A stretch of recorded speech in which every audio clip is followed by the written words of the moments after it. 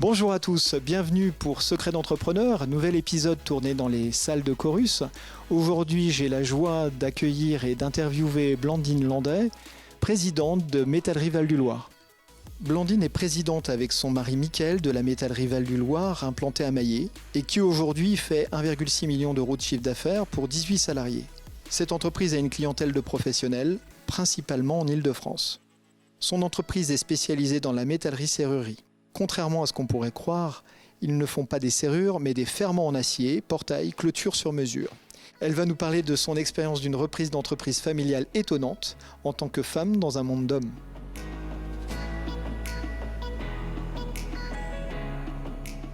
Blandine, dis-moi comment s'est passées les étapes avant la création ? Cette aventure, elle a commencé de façon assez atypique. Mon père avait monté son entreprise en 98, il l'a revendue en 2011. Il nous avait aussi demandé si on souhaitait continuer cette aventure.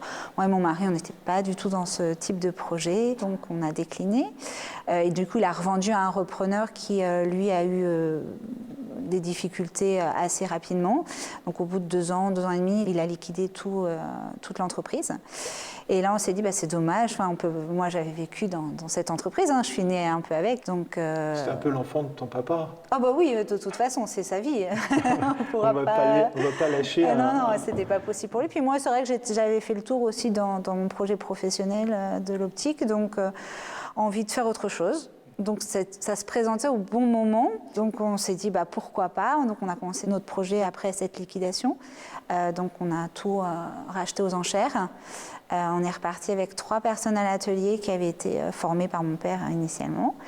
Et puis après, ça a été du bouche à oreille, ça a été du démarchage client, parce que même s'il le connaissait, il ne me connaissait pas.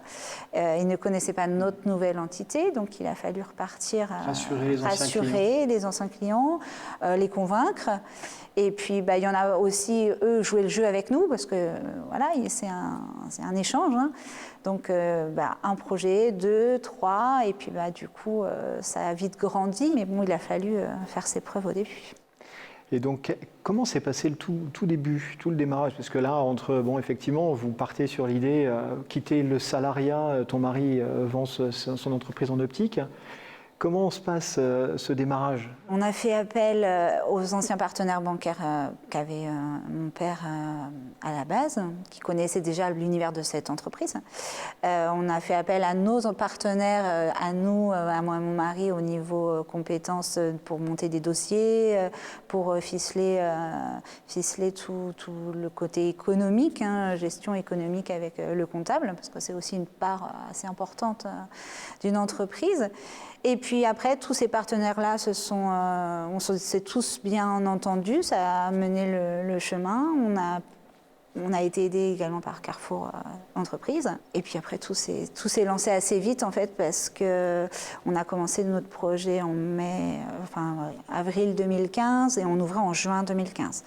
Donc il a fallu aller quand même très vite. Oui, très vite, mais en même temps, c'était le moment en fait.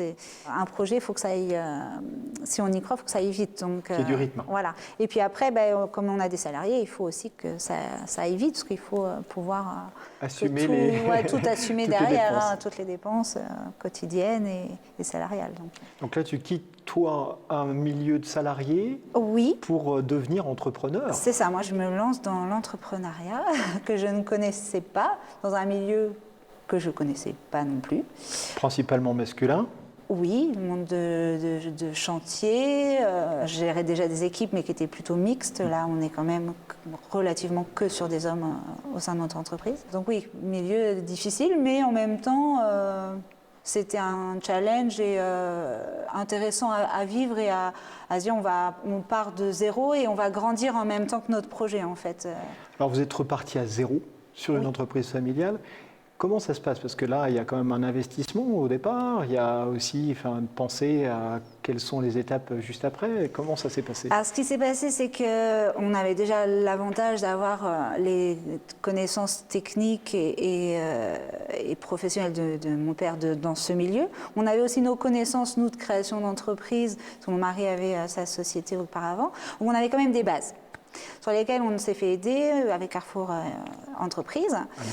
Et puis d'autres personnes. On a aussi nos partenaires bancaires qui nous ont beaucoup aidés, notre comptable qui nous a aidés à ficeler tout ce projet pour rassembler les financements et que tout le monde puisse nous faire confiance. Et puis après, quand on y croit, on y va. Donc on y va. C'est déjà un premier apprentissage. Quand on y croit et qu'on est bien entouré, on y va. Donc Blandine, quelles sont les compétences que tu as déployées entre le début du projet et maintenant ? La première, ça va être la confiance en moi. Quand on a des postes un peu avec de responsabilité, on en a un petit peu, mais là, il faut avoir une assurance et être sûr de ce qu'on va dire à nos clients. Donc il faut être convaincu soi-même déjà de ce qu'on va pouvoir dire. J'ai acquis également des compétences techniques. Je suis repartie de zéro, j'étais technicienne opticienne, donc rien à voir avec le métier de la métallerie.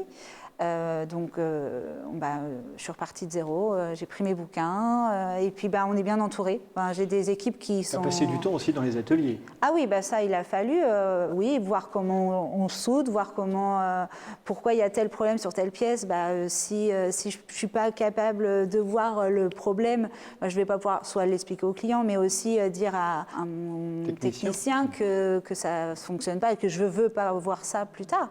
Donc il a fallu que je puisse voir toutes les étapes de notre production pour pouvoir dire ça me convient ou ça me convient pas, ou je ferai ça plutôt comme ça. Et puis après sur chantier aussi, moi on travaille avec des ingénieurs, des architectes, des gens qui ont une connaissance quand même métier. Alors nous on doit apporter notre connaissance très technique de notre univers qui est souvent un peu méconnu, même des interlocuteurs qu'on a.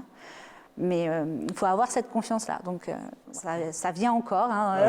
Donc une des principales compétences, c'est vraiment ce développement de confiance en faisant, en apprenant. Oui. Tous les jours, j'en apprends encore, vu qu'on fait que du sur-mesure. Du coup, il faut trouver des solutions au jour le jour. Il y a des choses qu'on n'a jamais faites avant, donc il faut encore les étudier. Mais ça vient avec le temps, de toute façon.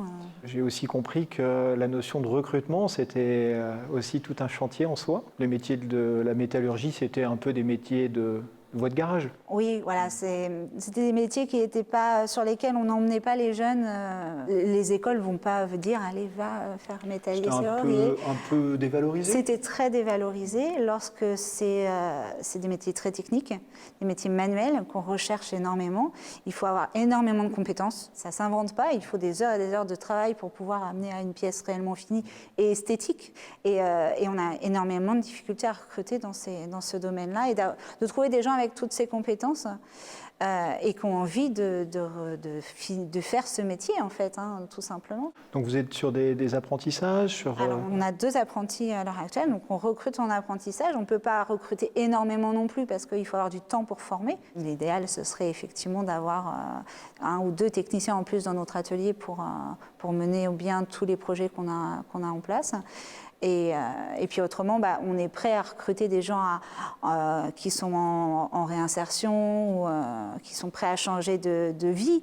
Après, il faut quand même qu'il y ait des prérequis initiaux. À la fois technique et de savoir-être, j'imagine. Oui, nous, c'est une entreprise familiale. Donc, il faut que tout le monde puisse avoir une cohésion d'équipe, même si c'est du travail un peu individuel. Chacun a son emplacement, chacun a son petit atelier recréé au sein de notre gros atelier. Ils font chacun leur pièce. Mais après, c'est une cohésion quand même d'équipe où j'en ai un qui va faire telle façon, il va peut-être expliquer hier je me suis galéré à faire ça, autant donner l'acquis et que ça se donne, ça se transfère ça dans se transmet aux autres. Voilà. On a vu donc parmi les compétences que tu as déployées, la confiance, la capacité aussi à les recruter, les bonnes personnes, faire en sorte que l'équipe tienne, monter en compétences toi-même.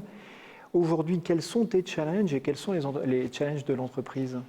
Alors, notre challenge, ça va être de faire monter l'entreprise et de la faire perdurer dans le temps. À l'heure actuelle, on a comme projet d'agrandir notre production. Donc, le projet de l'année prochaine, c'est la construction, l'agrandissement, l'investissement de nouvelles machines pour gagner en compétences de notre personnel actuel, recruter aussi.